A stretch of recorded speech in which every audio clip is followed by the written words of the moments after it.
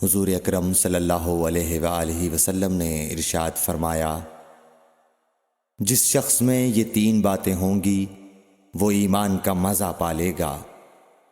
ایک یہ کہ وہ شخص جسے اللہ اور اس کا رسول ان کے ماں سوا سے زیادہ عزیز ہوں، اور دوسرے یہ کہ جو کسی بندے سے محض اللہ ہی کے لیے محبت کرے، اور تیسری بات یہ کہ جسے اللہ نے کفر سے نجات دی ہو، پھر دوبارہ کفر اختیار کرنے کو وہ ایسا برا سمجھے جیسا آگ میں گر جانے کو برا جانتا ہے۔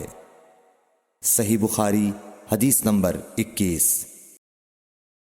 حضرت محمد مصطفیٰ صلی اللہ علیہ وآلہ وسلم نے فرمایا، جب جنتی جنت میں اور دوزخی دوزخ میں داخل ہو جائیں گے، اللہ پاک فرمائے گا، جس کے دل میں رائی کے دانے کے برابر بھی ایمان ہو، اس کو بھی دوزخ سے نکال لو۔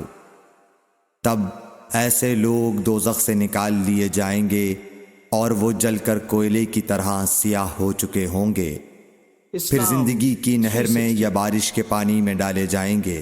اس وقت وہ دانے کی طرح اگائیں گے جس طرح ندی کے کنارے دانے اگاتے ہیں۔